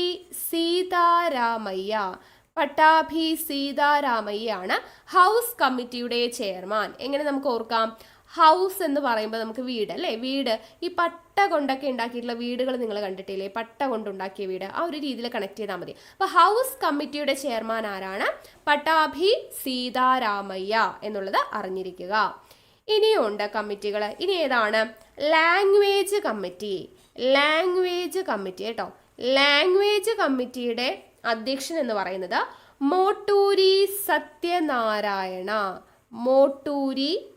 സത്യനാരായണയാണ് ലാംഗ്വേജ് കമ്മിറ്റിയുടെ അധ്യക്ഷൻ എന്ന് പറയുന്നത്. അപ്പോൾ ഇത് ജസ്റ്റ് ഒന്ന് കണക്ട് ചെയ്യാം. അതായത് നമ്മളിപ്പോൾ പലരും പല ഭാഷയിലൊക്കെ സംസാരിക്കും അല്ലേ. പക്ഷെ പെട്ടെന്നൊരു കാര്യം ഒരാൾ സത്യം പറയടാ എന്നൊക്കെ പറഞ്ഞു കഴിഞ്ഞാൽ നമ്മൾ സത്യം പറയുന്നത് എങ്ങനെയായിരിക്കും? നമ്മുടെ ഒറിജിനൽ ലാംഗ്വേജ്, അതായത് നമ്മൾ മലയാളിയാണെങ്കിൽ മലയാളത്തിലും തമിഴാണെങ്കിൽ തമിഴിലും ഒക്കെ ആയിരിക്കും അല്ലെ. പെട്ടെന്നൊരു കാര്യം പറയണമെങ്കിൽ നമുക്ക് പെട്ടെന്ന് ഇപ്പോൾ എന്താണ്, ഒരാൾ വീഴുവാണെങ്കിൽ അമ്മേ എന്നല്ലേ വിളിക്കുള്ളൂ അല്ലെ. ഒരു മലയാളിയാണെങ്കിൽ അമ്മേ എന്നാണ് വിളിക്കുക അല്ലെ. അല്ലാതെ വേറൊരു ഭാഷയിൽ ഓ മൈ ഗോഡ് എന്നൊന്നും നമ്മൾ പറയത്തില്ല. പെട്ടെന്ന് വീഴാൻ പോവുക അല്ലെങ്കിൽ പെട്ടെന്ന് എന്തെങ്കിലും സംഭവിച്ചു കഴിഞ്ഞാൽ അല്ലെ. അപ്പോൾ അവരവരുടെ ലാംഗ്വേജിലായിരിക്കും സത്യങ്ങളൊക്കെ പറയുക എന്നുള്ള രീതിയിൽ ജസ്റ്റ് ലാംഗ്വേജും സത്യമായിട്ടൊന്ന് കണക്ട് ചെയ്തൂടെ. ലാംഗ്വേജ് കമ്മിറ്റിയുടെ ചെയർമാൻ ആരാ? മോട്ടൂരി സത്യനാരായണ. ഓക്കെ അല്ലേ. ഇനി order of business committee. Order of business committee. Order of business committee ആരാണ്? KM മുൻഷി ആണ് കേട്ടോ. KM മുൻഷി ആണ് ഓർഡർ ഓഫ് ബിസിനസ് കമ്മിറ്റിയുടെ അധ്യക്ഷൻ. KM മുൻഷി. അപ്പോൾ ബിസിനസ് ഒക്കെ ചെയ്യുന്നവർക്ക് എന്താണ്, എപ്പോഴും മുൻനിരയിൽ വരണം എന്നായിരിക്കും ആഗ്രഹം അല്ലെ. മുൻനിര, മുൻഷിയായിട്ട് കണക്ട് ചെയ്യാം കേട്ടോ. ഓർഡർ ഓഫ് ബിസിനസ് KM മുൻഷിയാണ് കേട്ടോ. Order of business KM മുൻഷിയാണ്. അടുത്തത് ഡ്രാഫ്റ്റിംഗ് കമ്മിറ്റിയുടെ അധ്യക്ഷൻ. അതെല്ലാവർക്കും അറിയുന്നതാണല്ലോ. ഡ്രാഫ്റ്റിംഗ് കമ്മിറ്റിയുടെ അധ്യക്ഷൻ ആരാ? Doctor BR Ambedkar. Doctor BR Ambedkar ആണ് ഡ്രാഫ്റ്റിംഗ് കമ്മിറ്റിയുടെ അധ്യക്ഷൻ എന്ന് പറയുന്നത്. ഇനി അടുത്തത് north east frontier committee. North east frontier കമ്മിറ്റിയുടെ അധ്യക്ഷൻ. നോർത്ത് ഈസ്റ്റ് ഫ്രോണ്ടിയർ കമ്മിറ്റിയുടെ അധ്യക്ഷൻ ഗോപിനാഥ് ബർദോളി. ഗോപിനാഥ് ബർദോളിയാണ് നോർത്ത് ഈസ്റ്റ് ഫ്രോണ്ടിയർ കമ്മിറ്റിയുടെ അധ്യക്ഷൻ. അത് പഠിക്കാനായിട്ട് ജസ്റ്റ് ഒരു കണക്ഷൻ കൊടുക്കാം. ഈ നോർത്ത് ഈസ്റ്റ് ഭാഗത്തുള്ള ആളുകളുടെയൊക്കെ വേഷങ്ങളൊക്കെ നിങ്ങൾ നോക്കിക്കഴിഞ്ഞാൽ ഒരു ജുബയും അല്ലെ, ഒരു മുണ്ടൊക്കെ ഇങ്ങനെ മടക്കിയ ഒരു രീതിയിലുള്ള ഒരു പ്രത്യേക സ്റ്റൈലിലാണ്. തലയിലൊക്കെ ഒരു കെട്ടും ഒരു ഗോപിക്കുറിയൊക്കെ വരച്ചിട്ട് ആ ഒരു സ്റ്റൈലിലുള്ള ഡ്രസ്സിംഗ് ഒക്കെ ആയിരിക്കും നമുക്ക് ഈ നോർത്ത് ഈസ്റ്റ് സൈഡിലേക്കൊക്കെ പോയി കഴിഞ്ഞാൽ കാണാൻ പറ്റുക. അപ്പം നോർത്ത് ഈസ്റ്റ് ഭാഗത്തുള്ളവരാണ് ഈ ഗോപിക്കുറിയൊക്കെ വരയ്ക്കുക എന്നുള്ള രീതിയിൽ ജസ്റ്റ് ഒന്ന് കണക്ട് ചെയ്താൽ മതി. അപ്പം നോർത്ത് ഈസ്റ്റ് ഫ്രോണ്ടിയർ കമ്മിറ്റിയുടെ അധ്യക്ഷൻ ആരാ? ഗോപിനാഥ് ബർദോളി. ഓക്കെ. അടുത്തത് ക്രെഡൻഷ്യൽ കമ്മിറ്റിയുടെ അധ്യക്ഷൻ. ക്രെഡൻഷ്യൽ കമ്മിറ്റിയുടെ അധ്യക്ഷൻ എന്ന് പറയുന്നത് അല്ലാടി കൃഷ്ണസ്വാമി അയ്യറാണ് കേട്ടോ. അല്ലാടി കൃഷ്ണസ്വാമി അയ്യർ. അല്ലാടി കൃഷ്ണസ്വാമി അയ്യറാണ് ക്രെഡൻഷ്യൽ കമ്മിറ്റിയുടെ അധ്യക്ഷൻ. അപ്പോൾ ഇത് ജസ്റ്റ് ഓർക്കാൻ വേണ്ടിയിട്ട് ക്രെഡൻഷ്യൽ എന്ന് പറയുമ്പോൾ ഇവിടെ ഒരു ഡെൻഷ്യൽ ഉണ്ട് അല്ലേ. അപ്പോൾ ഡെൻഷ്യൽ എന്ന് പറയുന്ന സമയത്ത് നമുക്ക് DENTIAL ഇവ ഡെൻഷ്യൽ എന്നാണ് അല്ലേ. അപ്പോൾ ഇത് പെട്ടെന്ന് നമുക്ക് ഡെന്റൽ പോലെ തോന്നുന്നില്ലേ? ഡെന്റൽ ഒരു ഐയുടെ കുറവേ ഉള്ളൂ അല്ലേ. അപ്പോൾ ഡെന്റൽ. അപ്പോൾ നമ്മൾ ഈ ഡെന്റൽ ഹോസ്പിറ്റലിലേക്കൊക്കെ പോകേണ്ടി വരുന്നത് എപ്പോഴാണ്? ആരുടെയെങ്കിലും കയ്യിൽ നിന്ന് നല്ല അടി കിട്ടുമ്പോൾ അല്ലേ, നമ്മുടെ പല്ലൊക്കെ ഇളകും അല്ലേ. നല്ല അടി എന്ന് ഓർത്ത് നോക്കിക്കേ. അല്ലാടി, ഇവിടെ ഒരു എന്നെ ചേർത്ത് കഴിഞ്ഞാൽ എന്തായി? നല്ല അടി എന്നായി അല്ലേ. അപ്പം നല്ല അടി കിട്ടുമ്പോഴാണ് നമ്മൾ ഡെന്റൽ ഹോസ്പിറ്റലിൽ പോകാമെന്ന് ഓർത്താൽ മതി കേട്ടോ. അപ്പോൾ ക്രെഡൻഷ്യൽ കമ്മിറ്റിയുടേത് അല്ലാടി കൃഷ്ണസ്വാമി അയ്യറാണ്. അപ്പം നല്ല അടി ഡെന്റൽ ഹോസ്പിറ്റൽ അങ്ങനെ ഓർത്താൽ മതി കേട്ടോ. അപ്പം അല്ലാടി കൃഷ്ണസ്വാമി അയ്യറാണ് ക്രെഡൻഷ്യൽ കമ്മിറ്റിയുടെ അധ്യക്ഷൻ. ഓക്കെ. ഇനി അടുത്തത് functions of constituent assembly. Functions of constituent assembly. Functions of constituent assembly എന്ന് പറയുന്ന കമ്മിറ്റിയുടെ അധ്യക്ഷൻ ആരാണ്? GV മാവ്ലങ്കാർ ആണ് കേട്ടോ. GV മാവ്ലങ്കാർ. അപ്പം നമുക്കത് വേഗം കണക്ട് ചെയ്യാം. ഫങ്ഷൻസ് ഓഫ് കോൺസ്റ്റിറ്റ്യൂവന്റ് അസംബ്ലി ആണ്. നമ്മുടെ വീട്ടിൽ എന്തെങ്കിലും ഫങ്ഷൻസ് ഒക്കെ വരുമ്പോഴാണ് നമ്മൾ വീടൊക്കെ അലങ്കാരം ചെയ്യുക അല്ലേ. അലങ്കാർ. വീട് അലങ്കരിക്കുന്നത് എപ്പോഴാണ്? എന്തെങ്കിലും ഫംഗ്ഷൻ വരുമ്പോഴാണ് അല്ലേ. അപ്പം അങ്ങനെ ഓർത്താൽ മതി. Functions of constituent assembly GV Mavalankar. Function വരുമ്പോഴാണ് നമ്മൾ അലങ്കരിക്കുന്നത് എന്നുള്ള രീതിയിൽ ഓർത്തിരുന്നാൽ മതി. ഓക്കെ. ഇത്രയും കിട്ടിയോ? ഓക്കെ. അപ്പോൾ പ്രധാനപ്പെട്ട ഒരുപാട് കമ്മിറ്റീസ് പറഞ്ഞു. എന്തൊക്കെയാണ്? പ്രൊവിൻഷ്യൽ കോൺസ്റ്റിറ്റ്യൂഷൻ കമ്മിറ്റിയുടെയും ഫണ്ടമെന്റൽ റൈറ്റ്സ് ആൻഡ് മൈനോറിറ്റീസ് കമ്മിറ്റിയുടെയും അധ്യക്ഷൻ Sardar Vallabhbhai Patel. Fundamental rights sub കമ്മിറ്റിയുടേത് JB കൃപലാനി, മെന്റിലുള്ളവരെ കൃപ അല്ലേ. Then minority sub committee mirror മുഖം, അപ്പോൾ HC മുഖർജി എന്ന് നമ്മൾ പറഞ്ഞു. Then union power, union constitution, state power, യൂണിയനും സ്റ്റേറ്റും ഒക്കെ വന്നു കഴിഞ്ഞാൽ അത് ജവഹർലാൽ നെഹ്റു ആണ്. Then house committee Pattabhi Sitaramayya, പട്ട കൊണ്ടുള്ള ഹൗസ് എന്ന് ഓർത്താൽ മതി. ലാംഗ്വേജ് കമ്മിറ്റി, ലാംഗ്വേജ് നമ്മുടെ സ്വന്തം ലാംഗ്വേജിൽ നമ്മൾ സത്യം പറയും അല്ലേ. അപ്പോൾ മോട്ടൂരി സത്യനാരായണ എന്ന് പറഞ്ഞു. ദെൻ എന്താ പറഞ്ഞത്? Rules and procedure, steering committee, national flag committee. Rules ഉള്ളതും രാജ്യത്തിന്റെ സ്റ്റിയറിംഗ് ഉള്ളതും ഒരു ഫ്ലാഗ് ഒക്കെ ഉള്ളത് രാജാവ് അല്ലെ, രാജാവ് രാജേന്ദ്ര പ്രസാദ് എന്നുള്ളത് കിട്ടി. ദെൻ ഓർഡർ ഓഫ് ബിസിനസ്സുകാർക്കൊക്കെ മുൻനിരയിൽ വരണമെന്നാണ് ആഗ്രഹം അല്ലെ, ഇപ്പൊ KM Munshi. The drafting committee BR Ambedkar. North east frontier, north ഈസ്റ്റുകാർ ഗോപിക്കുറി വരയ്ക്കുന്നത് ഓർക്കാം, ഗോപിനാഥ് ബർദോളി. ക്രെഡൻഷ്യൽ കമ്മിറ്റി, ഡെന്റലിലേക്ക് പോകുന്നത് എപ്പോഴാണ്, ഡെന്റൽ ഹോസ്പിറ്റലിൽ പോകുന്നത്, നല്ല അടി കിട്ടും അല്ലേ, അപ്പം Alladi Krishnaswami Iyer. Functions of constituent assembly, ഫംഗ്ഷൻസിന് നമ്മൾ വീട് അലങ്കരിക്കും അല്ലെ, അപ്പൊ അലങ്കാർ, GV മാവ്ലങ്കാർ എന്നുള്ളത് ഓർത്തിരിക്കാം. ഓക്കെ അല്ലേ, അപ്പൊ ഇത്രയും കമ്മിറ്റീസ് കിട്ടി.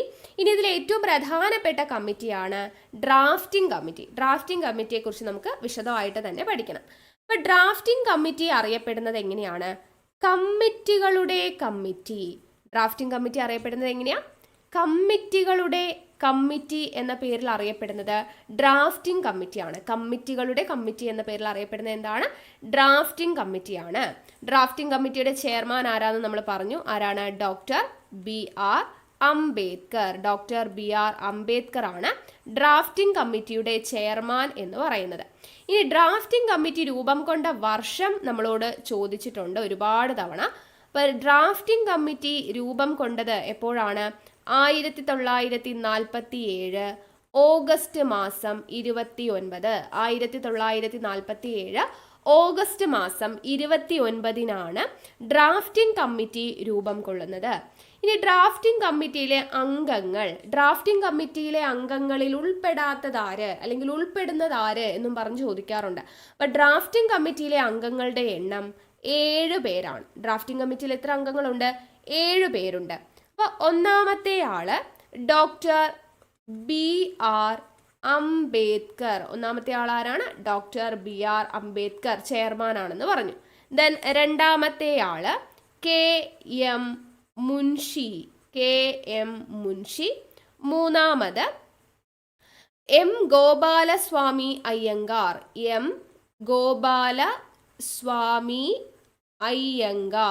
ഗോപാലസ്വാമി അയ്യങ്കാർ. 4 അല്ലാടി കൃഷ്ണസ്വാമി അയ്യർ. ദെൻ അഞ്ചാമത്തെ ആളെന്ന് പറയുന്നത് മുഹമ്മദ്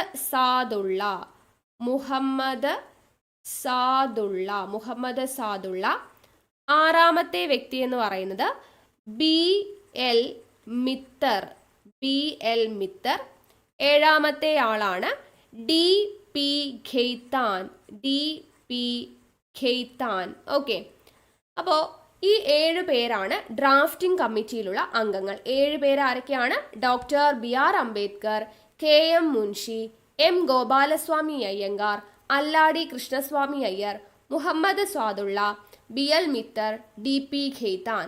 അപ്പൊ ഈ 7 പേരുടെ പേര് താഴെ തന്നിട്ടുള്ളവയിൽ ഡ്രാഫ്റ്റിംഗ് കമ്മിറ്റിയുടെ അംഗങ്ങളിൽ ഉൾപ്പെടാത്തത് ആരെന്നൊക്കെ ചോദിക്കുമെന്ന് പറഞ്ഞല്ലേ. അപ്പൊ ഈ 7 പേരുടെ പേരുകൾ ഓർത്തിരിക്കാനുള്ള ചെറിയൊരു കണക്ഷൻ ഞാൻ പറഞ്ഞു തരാം. അതായത് നമ്മുടെ കണക്ഷൻ ഇങ്ങനെയാണ്, ഈ ഓർഡറിലാണ് കേട്ടോ ഞാൻ പറയുന്നത്, ഓർത്തിരുന്നോളൂ. അമ്പലത്തിന്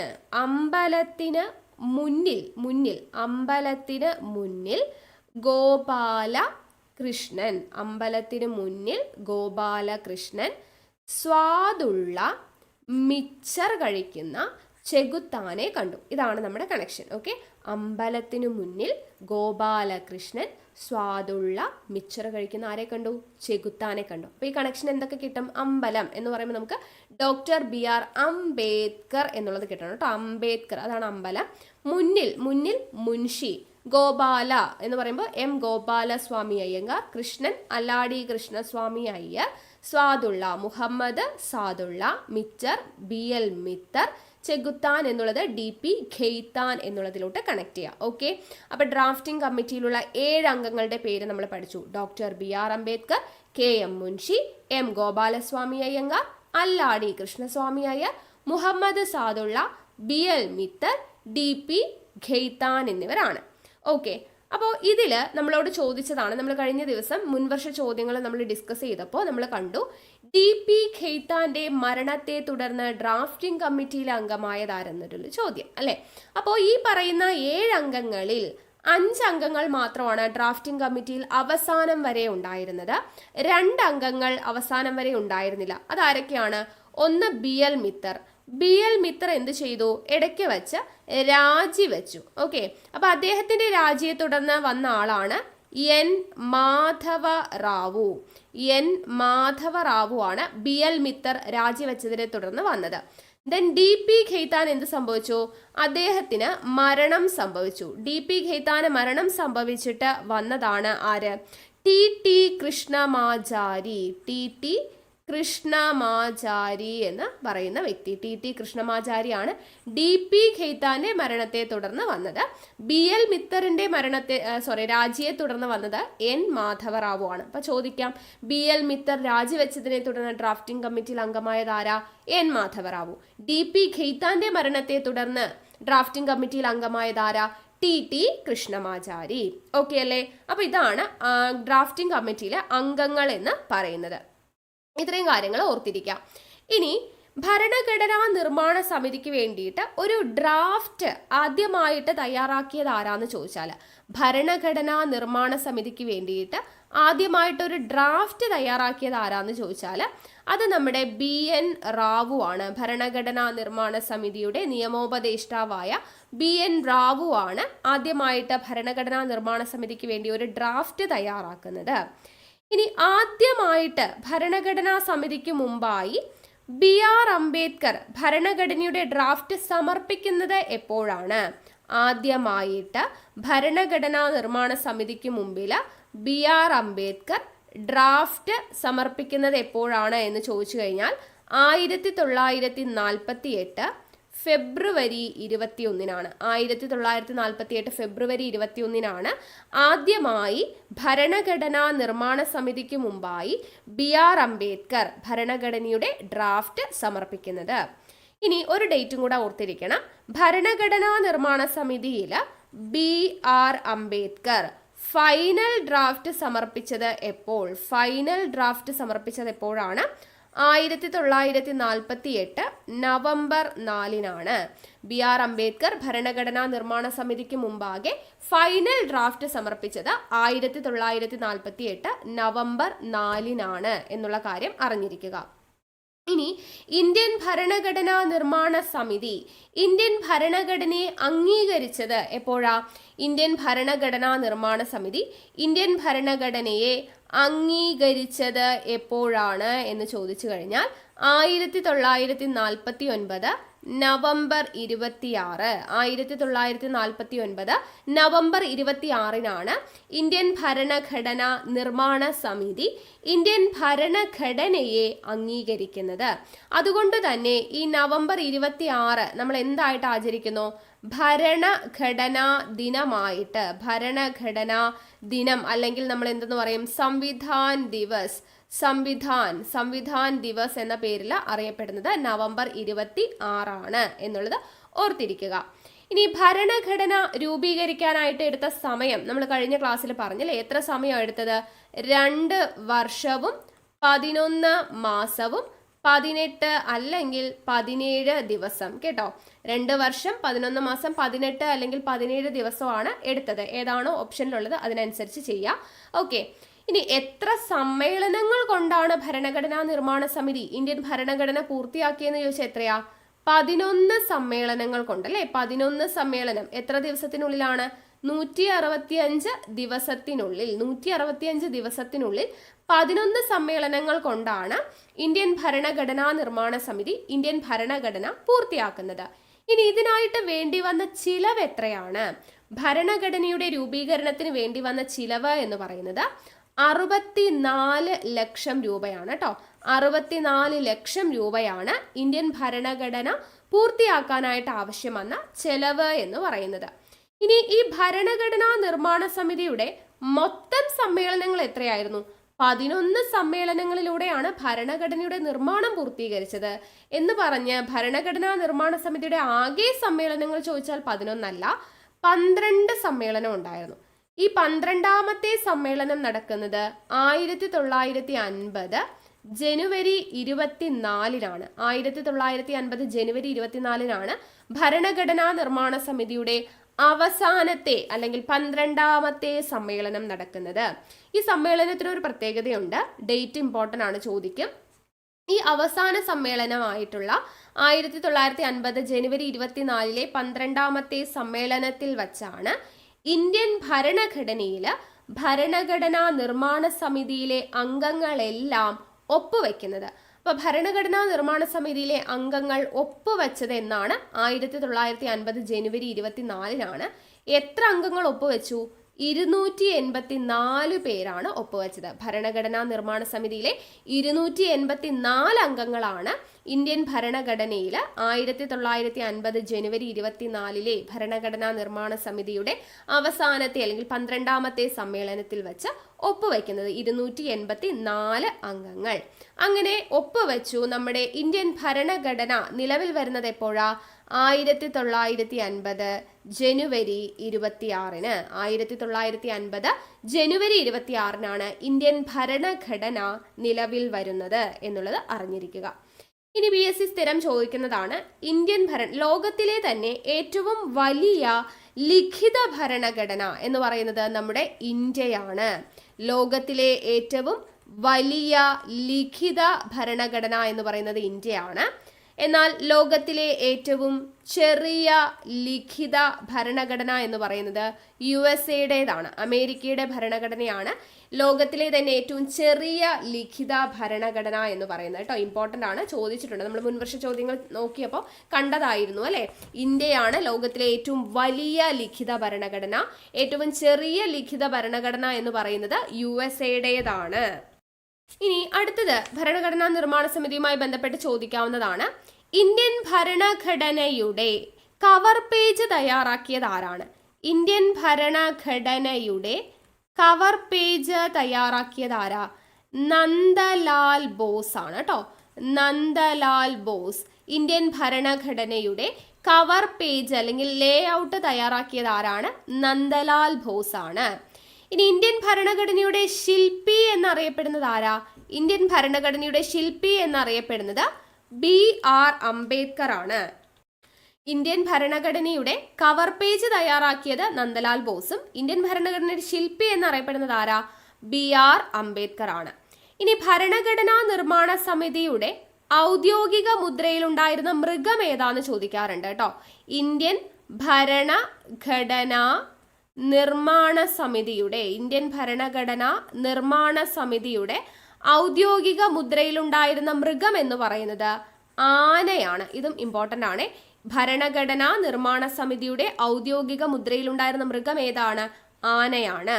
ഇനി ഇന്ത്യൻ ഭരണഘടനയുടെ കവർ പേജ് തയ്യാറാക്കിയത് നന്ദലാൽ ബോസ് ആണെന്ന് പറഞ്ഞു. ഈ ഭരണഘടനയുടെ കൈയെഴുത്ത് പ്രതി തയ്യാറാക്കിയത് ആര്? ഭരണഘടനയുടെ കൈയെഴുത്ത് പ്രതി തയ്യാറാക്കിയത് ആര് എന്ന് ചോദിച്ചു കഴിഞ്ഞാൽ പ്രേം ബിഹാരി നരേൻ റായ്സദ. പ്രേം ബിഹാരി നരേൻ റായ്സദയാണ് ഭരണഘടനയുടെ കൈയെഴുത്ത് പ്രതി തയ്യാറാക്കുന്നത്. ഇനി ഭരണഘടനയുടെ ആമുഖം ഡിസൈൻ ചെയ്തത് ആര്? ഭരണഘടനയുടെ ആമുഖം ഡിസൈൻ ചെയ്തത് ആരാണ്? റാം മനോഹർ സിൻഹയാണ് കേട്ടോ. റാം മനോഹർ സിൻഹയാണ് ആമുഖം ഡിസൈൻ ചെയ്തത് ഭരണഘടനയുടെ. അദ്ദേഹം നന്ദലാലിന്റെ ശിഷ്യനാണ് കേട്ടോ. നന്ദലാൽ ബോസിന്റെ ശിഷ്യനായിട്ടുള്ള റാം മനോഹർ സിൻഹയാണ് ഇന്ത്യൻ ഭരണഘടനയുടെ ആമുഖം ഡിസൈൻ ചെയ്തത് കേട്ടോ. ഇന്ത്യൻ ഭരണഘടന ആമുഖം ഡിസൈൻ ചെയ്തത്. ആമുഖം തയ്യാറാക്കിയതും ആമുഖത്തിന്റെ ശില്പി എന്നൊക്കെ അറിയപ്പെടുന്നത് ജവഹർലാൽ നെഹ്റു ആണ്. ആമുഖം ഡിസൈൻ ചെയ്തത് ആരെന്ന് ചോദിച്ചു കഴിഞ്ഞാൽ റാം മനോഹർ സിൻഹയാണ്. ഭരണഘടനയുടെ കൈയെഴുത്ത് പ്രതി തയ്യാറാക്കിയത് ആരാ? പ്രേം ബിഹാരി നരേൻ റായ്സദ. ദെൻ ആമുഖം ഡിസൈൻ ചെയ്തത് റാം മനോഹർ സിൻഹ.